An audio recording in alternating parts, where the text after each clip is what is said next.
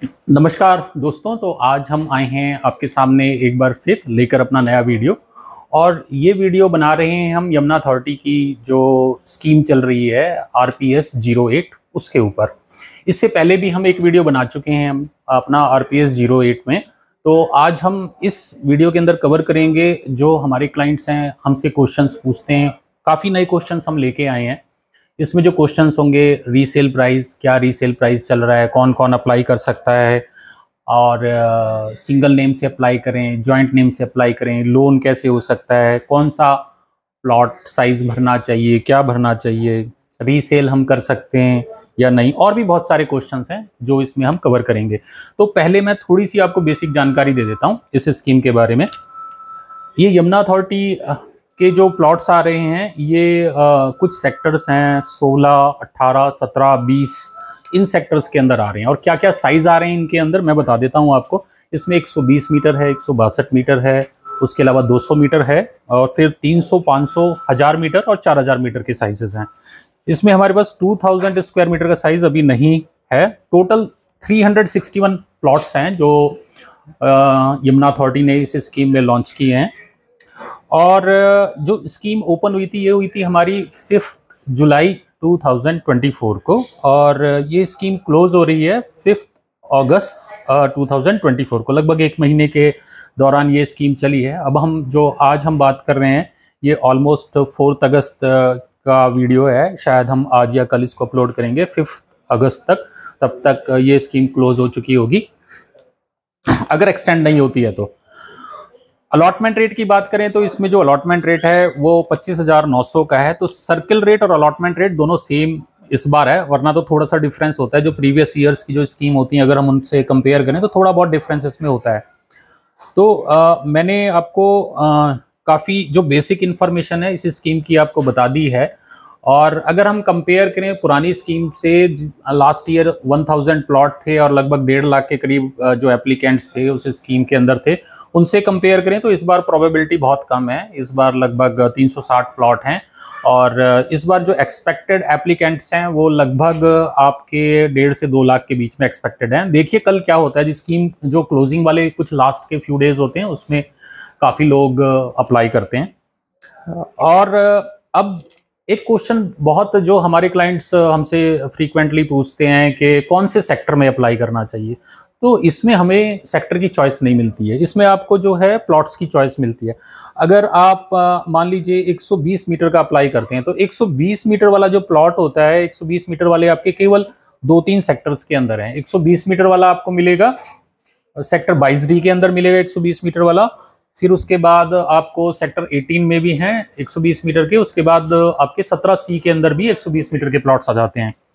Similarly 162 metre के 22D के अंदर 162 मीटर के प्लॉट्स हैं, और 22D के बाद ये हमारे 17 के अंदर भी हैं, और कुछ प्लॉट्स जो सेक्टर 18 के अंदर भी 162 मीटर के दिए गए हैं। 300 मीटर की बात करें तो 300 मीटर केवल सेक्टर 18 में और सेक्टर 20 में है। उसके बाद हमारा जो 200 मीटर का भी प्लॉट है, 200 मीटर का प्लॉट केवल सेक्टर 17 में अभी दिया गया है। अभी I am not aware if the plot is in sector 18 और 20 ऑल्सो। 500 स्क्वायर मीटर के प्लॉट्स की बात करें तो 500 स्क्वायर मीटर के जो प्लॉट्स हैं ये प्लॉट्स हमारे केवल सेक्टर 20 में हैं। 5 पॉकेट हैं 500 स्क्वायर मीटर के, उन्हीं में से ही ये प्लॉट्स मिलेंगे। सिमिलरली 1000 स्क्वायर मीटर के प्लॉट भी सेक्टर 20 में ही मिलेंगे, और 4000 स्क्वायर मीटर के प्लॉट भी सेक्टर 20 में मिलेंगे। अब जैसा कि स्कीम में आपको बताया गया है, आपको ये पता होना चाहिए जो 360 प्लॉट्स हैं तो किस साइज के कितने प्लॉट्स हैं। अगर आप देखें तो 120 मीटर में 84 प्लॉट्स हैं, 162 में 77 हैं, 300 में 131 हैं, 500 में 40 प्लॉट हैं, और 200 में 3 प्लॉट हैं, 1000 मीटर में 7 और 4000 मीटर में 8। अब एक क्वेश्चन जो हमारे क्लाइंट पूछते हैं कि किस में हमें अप्लाई करना चाहिए, तो दोस्तों एक सिंपल फंडा ये है कि लार्जर इज बेटर। क्योंकि आप बड़े साइज में जाते हैं तो बड़े साइज में आपको एडवांटेज ये मिलता है कि कंपटीशन कम होता है, एप्लीकेंट्स कम होते हैं। क्योंकि आपको जो रजिस्ट्रेशन अमाउंट है वो 10% होता है, तो वो काफ़ी ह्यूज अमाउंट हो जाता है। फॉर एग्जांपल अगर 500 स्क्वायर मीटर का प्लॉट आपका 1,30,00,000 के अप्रॉक्स पड़ता है तो 13 लाख आपको सबमिट करने पड़ते हैं रजिस्ट्रेशन अमाउंट में। तो हर एक आदमी अफोर्ड नहीं कर पाता है, इसलिए जो छोटे आपने देखा होगा जो पास्ट स्कीम्स रही हैं उसमें 120 मीटर के प्लॉट में लोग ज़्यादा भरते हैं, क्योंकि वो लगभग जो लोअर मिडिल क्लास है वो भी अपना अफोर्ड कर लेता है, लोन ले लेता है कुछ अपना करके, वो 3 लाख, उसमें टोटल प्लॉट 30 लाख का है तो 3 लाख रुपए वो जमा कर लेता है। तो बहुत सारे लोग उसमें भरते हैं और फिर कुछ लोग अपने बजट में भी भरते हैं। ऐसी अगर हम 4000 स्क्वायर मीटर को देखते हैं, अनअफोर्डेबल हो जाता है, बहुत लोगों के लिए अनअफोर्डेबल हो जाता है, तो उसमें एप्लीकेंट्स बहुत कम होते हैं। तो आपको अगर मैक्सिमम अपना स्ट्रेच करके भरेंगे तो बेटर रहेगा। फिर आपको प्रोबेबिलिटी भी देखनी है। फॉर एग्जांपल अगर मैं इसमें देखूं 200 स्क्वायर मीटर में केवल 3 प्लॉट हैं, तो 200 स्क्वायर मीटर में आपकी प्रोबेबिलिटी बहुत कम हो जाती है। तो मैं नहीं रिकमेंड करूंगा कि 200 स्क्वायर मीटर में केवल 3 प्लॉट हैं तो आप उसमें जाएं। तो मोस्टली मैं लोगों को बोलता हूं कि आप 300 या 500 का भरिए प्लॉट। इसमें एक बहुत अच्छी आपको जानकारी और मैं देता हूं। अगर कुछ लोग जैसे क्योंकि प्रोबेबिलिटी बहुत कम है, अगर हम मान लीजिए हमारे 2 लाख एप्लीकेंट आ जाते हैं और 300 प्लॉट है तो लगभग 0.002 के लगभग अप्रॉक्स इतनी प्रोबेबिलिटी आती है। अब प्लॉट निकल रहा है या नहीं निकल रहा है, अगर बाई चांस आपका प्लॉट निकल गया, चाहे 300 मीटर भरें या 162 मीटर भरें, तो आपको ये भी देखना किस में ज्यादा प्रीमियम है। अगर लक अप्लाई करना है तो 162 मीटर में क्यों ना करें, वो भी लॉजिक है। तो लॉजिक आपको खुद डिसाइड करने हैं कि किस लॉजिक से आप जानना चाहते हैं। श्योरिटी आप लेना चाहते हैं कि प्लॉट निकलना ही चाहिए तो बेस्ट प्रोबेबिलिटी रखें। अगर आप ये चाहते हैं कि हाँ प्रॉफिट ज्यादा हो, लकी अपनाना चाहते हैं, तो फिर आप 162 मीटर में जा सकते हैं। 120 मीटर और 162 मीटर में जो रीसेल का प्राइस है वो लगभग 1 लाख रुपीस पर स्क्वायर मीटर का है रजिस्टर्ड प्लॉट का। तो आपका जो रेट है लगभग 25,900 का है, तो 4 टाइम्स आपको एप्रिसिएशन मिलता है। वैसे अगर आप 300 स्क्वायर मीटर में जाएंगे तो आपका लगभग 2.5 टाइम्स है, क्योंकि रेट लगभग 2 CR के करीब से रीसेल मार्केट में जो रेट है, आपको ये प्लॉट 80 लाख का मिलता है, तो आप समझ जाइए लगभग 2.5 के लगभग आपका एप्रिसिएशन आ गया। एक लगभग आपका 4 टाइम्स आ गया, एक 2.5 आ गया। तो इससे आप समझ जाएंगे कि किस में डिसीजन आप खुद ले सकते हैं। एक और क्वेश्चन आता है कि साइट कौन सी है, कहां जाना है। तो दोस्तों सिंपल फंडा है, अगर आप गूगल में सर्च करेंगे यमुना अथॉरिटी ऑनलाइन लिखेंगे तो आपकी पहली वेबसाइट यमुना अथॉरिटी की आएगी। जेन्युइन वेबसाइट का आपको परखना कैसे, लोगो केवल यमुना अथॉरिटी की वेबसाइट पे यमुना अथॉरिटी का लोगो मिलेगा, कोई भी दूसरी वेबसाइट पे यमुना अथॉरिटी का लोगो नहीं मिलेगा। ये है, उस पर आपका डायलॉग बॉक्स बने आएंगे, नोटिस आएंगे, तो आपको ये ध्यान रखना है। और पहले ही पेज पे यमुना अथॉरिटी की वेबसाइट आएगी, यमुना अथॉरिटी ऑनलाइन, और ये जो इसका आर्टिकल है, जो न्यूज़पेपर का ऐड है उसमें भी दिया है। यमुना अथॉरिटी ऑनलाइन लिखेंगे, पहली वेबसाइट आएगी, उसमें ग्रीन कलर का एक डायलॉग बॉक्स आया हुआ है। डायलॉग बॉक्स के अंदर आप उसके अंदर लिख सकते हैं, वो क्लिक करेंगे तो आप क्लिक करके उसमें रजिस्ट्रेशन में पहुंच जाएंगे। अब दोस्तों एक क्वेश्चन हमारे पास आता है कि क्या हम इसको रीसेल कर सकते हैं। तो इसमें दोस्तों हाँ, हम इसको रीसेल कर सकते हैं। रीसेल करने के लिए जो कंडीशन है वो ये है कि प्लॉट रजिस्टर्ड होना चाहिए, मतलब अथॉरिटी में आप जो इसको ट्रांसफर हम कर सकते हैं या नहीं कर सकते। जो इसमें पोजेशन आपको अथॉरिटी देती है वो 5 इयर्स के अंदर पोजेशन देती है। अब 5 इयर्स में अथॉरिटी ने मैक्सिमम टाइम लिया है 5 इयर्स में पोजेशन देने का। ये जरूरी नहीं है कि आपको 5 इयर्स में मिले, हो सकता है कि आपको 6 महीने में मिल जाए, 1 साल में मिल जाए, 2 साल में, मैक्सिमम टाइम लिया है 5 इयर्स का। जब पोजेशन अथॉरिटी देगी तो आप रजिस्ट्री कराएंगे, रजिस्ट्री कराने के बाद आप इसको पोजेशन लेंगे और उसके बाद ये आप अपना इसको बेच सकते हैं। तो सिंपल, जो रजिस्ट्री के साथ ही आपको पोजेशन अप्लाई करना पड़ता है, पोजेशन अप्लाई करने के साथ ही आपको पोजेशन सर्टिफिकेट मिल जाता है, आप इसको रीसेल कर सकते हैं। तो उससे पहले, पोजेशन अप्लाई करने से पहले कैसे रीसेल कर सकते हैं, तो दोस्तों उससे पहले भी आप रीसेल कर सकते हैं, आपको प्लॉट की वो कॉस्ट नहीं मिलती। हम जैसे स्क्वायर मीटर रियल्टर्स हैं, हम लोग तो केवल रजिस्टर्ड प्लॉट्स में डील करते हैं, लेकिन और जो दूसरे ब्रोकर्स हैं वो जीपीए एग्रीमेंट करा के, मतलब अथॉरिटी में तो ट्रांसफर नहीं होगा, लेकिन जो थर्ड पार्टी डॉक्यूमेंट्स हैं, कोर्ट के डॉक्यूमेंट्स हैं, लीगल डॉक्यूमेंट्स हैं, जीपीए करा लिया, रजिस्टर्ड एग्रीमेंट टू सेल करा लिया, विल करा ली, 3-4 डॉक्यूमेंट करा लिए, इन पे आप लोग जो है इसको रीसेल कर सकते हैं। लेकिन उसमें रिस्क रहता है, बायर का रिस्क रहता है। तो अगर आपको रीसेल का price for example 1 lakh rupees पर स्क्वायर मीटर है तो पूरा प्राइस नहीं मिलता है, लगभग 60-70% मिलता है प्राइस। और जो लोग ये चाहते हैं कि मैं फॉर्म भरूं और फॉर्म भरने के बाद मेरा प्लॉट निकल आए, मैं तुरंत रीसेल कर दूं, उनके लिए बहुत बड़ा रिस्क है, क्योंकि अथॉरिटी आपको पेमेंट करने के लिए अलॉटमेंट के बाद केवल 60 दिन का टाइम देती है। उस 60 दिन के अंदर अगर आपको वो प्लॉट सेल नहीं हुआ तो आपका प्लॉट जो है कैंसिल भी हो सकता है। तो इसलिए आपके पास पेमेंट का फुल बैकअप होना चाहिए। अगर आप प्लॉट अप्लाई कर रहे हैं तो प्लॉट की पेमेंट करें। होने को 2 महीने में भी रीसेल हो सकता है, लेकिन 3-4 महीने के अंदर इजीली प्लॉट रीसेल हो जाएगा अगर आप उसकी कॉस्ट कम करेंगे। तो जो भी थर्ड पार्टी डॉक्यूमेंट्स रिक्वायर्ड होंगे उन थर्ड पार्टी डॉक्यूमेंट्स के अंदर वो रीसेल हो सकता है। अब इसमें एक और जो क्वेश्चन आता है हमारे पास कि लोन क्या इन प्लॉट्स के अंदर लोन होता है, तो दोस्तों हाँ, इन प्लॉट्स के अंदर लोन भी होता है और जो ICICI बैंक है वो इन प्लॉट्स के अंदर लोन कर रहा है। तो किसी भी ICICI दिल्ली NCR की ब्रांच और भी आई एम नॉट अवेयर दूसरी ब्रांच भी हैं, उन ब्रांचेस के अंदर आप जाके ये लोन का पता कर सकते हैं।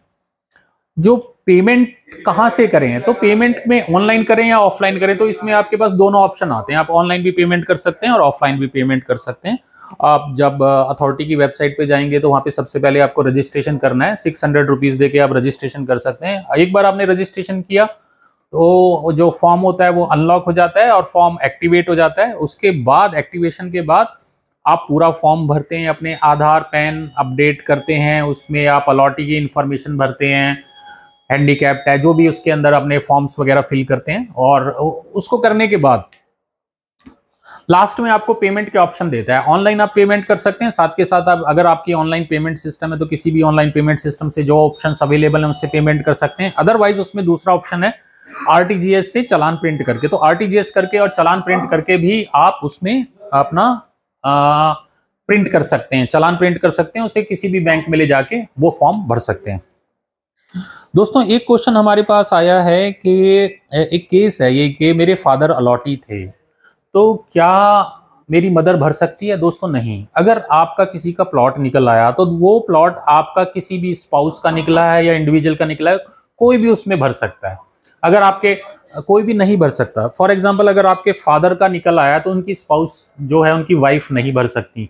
तो अगर किसी का वो निकला है, उसके फादर का निकला है, तो उसकी मदर नहीं भर सकती। हाँ, उसका बच्चा भर सकता है, उनके ब्रदर सिस्टर भर सकते हैं, ये सब लोग भर सकते हैं। एक का आया था, एक केस आया था कि मेरा प्लॉट निकला है तो क्या मेरे फादर मदर सिस्टर ब्रदर ये सब भर सकते हैं? तो मैंने कहा हाँ, ये सब भर सकते हैं। आपकी जो हस्बैंड वाइफ है वो दोनों नहीं भर सकते। और हाँ, एक क्वेश्चन ये आया था, क्या हम अलॉटी दोनों एप्लीकेंट को एप्लीकेंट भरें या इंडिविजुअल भरें? तो इसमें आपको डिसाइड करना है और क्या एडवांटेज है एप्लीकेंट को एप्लीकेंट भरने में या इंडिविजुअल भरने में। तो दोस्तों इसमें आपको देखो, अगर आप इंडिविजुअल भर रहे हैं तो 2 फॉर्म भर सकते हैं सेम स्कीम में, और अगर आपका निकल आता है तो एक जो आपका मान लो हस्बैंड ने भरा है तो वाइफ के पास फ्यूचर में चांस है वो भर सकती हैं। लेकिन अगर एप्लीकेंट को एप्लीकेंट भरते हैं तो उसमें आपको डिसाइड करना है, तो प्रॉपर्टी में क्योंकि शेयर होता है, कितना परसेंटेज दोनों प्रॉपर्टी में भागीदार हैं, तो वो जो लीगल इश्यूज हैं उसकी वजह से आप एप्लीकेंट को एप्लीकेंट भरते हैं। दोनों को मिलके लेना है। एडवांटेज ये है कि फॉर एग्जांपल लोन चाहिए, इंडिविजुअल का लोन नहीं हो रहा तो एप्लीकेंट को एप्लीकेंट में लोन हो जाता है, वो भी एडवांटेज है उसमें। तो ये आपको डिसाइड करना है कि आप केवल इंडिविजुअल जाना चाहते हैं या को एप्लीकेंट लेके अपनी स्पाउस को या किसी और को भी ब्लड रिलेशन में जा सकते हैं। एक क्वेश्चन ये आता है कि को एप्लीकेंट में किसको ले सकते हैं, क्या वाइफ को ले सकते हैं या किसी को भी ले सकते हैं? तो ब्लड रिलेशन में आप वाइफ को भी ले सकते हो, अपने फादर को भी ले सकते हो, अपने ब्रदर को भी ले सकते हो, और अपनी डॉटर को भी ले सकते हो, अपनी मदर को भी ले सकते हो, किसी को भी ब्लड रिलेशन में आप को एप्लीकेंट में किसी को भी डाल सकते हो। और एक हमारे पास ये क्वेश्चन आया था कि कितनी पेमेंट करनी पड़ेगी? तो मैंने पहले ही कवर कर दिया कि 10% पेमेंट करनी पड़ेगी, और उसमें आपको कैलकुलेशन अप्रॉक्स आप लगा सकते हैं। जब आप उसमें चालान प्रिंट करेंगे या ऑनलाइन पेमेंट करेंगे तो उसमें पेमेंट अपने आप ही राइट पेमेंट वो कैलकुलेट करके आपको एक टू बी डिपॉजिट अमाउंट वो आपको स्क्रीन पे दिखा देगा, जितना आपका कटने वाला होगा या जितने का चालान होगा उसके ऊपर लिख देगा कितनी पेमेंट है। दोस्तों एक बहुत इंटरेस्टिंग क्वेश्चन है कि बहुत सारे लोग गलत फॉर्म भर देते हैं कि पेमेंट प्लान। अब यहाँ पे काफी सालों से क्या हो रहा है कि प्रायोरिटी प्लान बना दिया है पेमेंट प्लान 1। पेमेंट प्लान 1 का मतलब क्या है कि जैसे जितने प्लॉट हैं तो सबसे पहले जो पेमेंट प्लान 1 वाली कैटेगरी है उनकी पर्चियां ली जाएंगी। प्लॉट बचे तो फिर वो पेमेंट प्लान 2 में 3 में जाएगा। अब प्लॉट तो 350 हैं और हर साल जो पेमेंट लोगों को अवेयरनेस आ गई है तो पेमेंट प्लान 1 में ही लोग भरते हैं, तो 2 और 3 का नंबर ही नहीं आता। तो दोस्तों 2 और 3 में मत जाइएगा, वो केवल ऑप्शंस ही हैं। आपको पेमेंट प्लान 1 में जाएंगे तो ही आपको प्लॉट मिलेगा, 2 3 में इसमें बेनिफिट नहीं है। एक हमारे पास आया था कि इसमें पोजेशन और कंस्ट्रक्शन की क्या क्लॉजेज हैं। कई बार लोग हैं ना पोजेशन कंस्ट्रक्शन को मिक्स कर देते हैं। तो दोस्तों मैं बता देता हूँ, जो पोजेशन वाली जो क्लॉज है वो तो 5 ईयर्स की है। तो पहले आपको पोजेशन मिलेगा, तो पहले आपकी 5 ईयर्स वाली, पहले आप रजिस्ट्री कराएंगे, उसके बाद कंस्ट्रक्शन की क्लॉज एप्लीकेबल होगी। मैं काफी कॉल्स अटेंड कर रहा था जहाँ पे जो हमारे क्लाइंट्स हैं वो ये कह रहे थे कि इसमें तो हम बेच नहीं सकते, पहले कंस्ट्रक्शन करनी पड़ेगी। नहीं, ये गलत है। अगर आपका प्लॉट निकल आता है तो आपको रजिस्ट्री करानी है। रजिस्ट्री कराते ही आप अप्लाई करते हैं, एक सिंपल एप्लीकेशन लिखते हैं, आपको पोजीशन मिल जाता है। रजिस्ट्री मतलब कहने का है, रजिस्ट्री कराते ही आप बेच सकते हैं प्लॉट को। और कितना टाइम मिलता है प्लॉट को बनाने के लिए? तो रजिस्ट्री के बाद 3 साल का टाइम मिलता है आपको प्लॉट को बनाने के लिए। तो दोस्तों मेरे ख्याल से आज के इस सेशन में हमने पिछली बार से ज़्यादा क्वेश्चंस कवर किए हैं, और आशा है कि पिछली बार का जो वीडियो था उस पर काफ़ी अच्छे फीडबैक आए थे और काफ़ी सारे कमेंट्स आए थे, और मुझे आशा है इस वाले वीडियो में भी काफ़ी अच्छे कमेंट्स आएंगे। और जो भी जेन्युइन क्वेश्चंस होते हैं, आप कमेंट बॉक्स में अगर आप अपने क्वेश्चंस पुट करेंगे तो डेफिनेटली वी विल आंसर। जो जेन्युइन क्वेश्चंस होंगे we will try, we ensure that we answer each and every question, तो हम उनको आंसर करेंगे। Hope you like this video, और आप हमारे चैनल को सब्सक्राइब कर सकते हैं, उससे आपको इंफॉर्मेटिव वीडियोस के नोटिफिकेशन मिलते रहेंगे, तो जो आपको बहुत हेल्प करता है प्रॉपर्टी रिलेटेड डिसीजंस लेने में। तो दोस्तों आज के लिए बस इतना ही। बहुत बहुत धन्यवाद। मैं प्रदीप, स्क्वायर मीटर रियल्टर से। Thank you.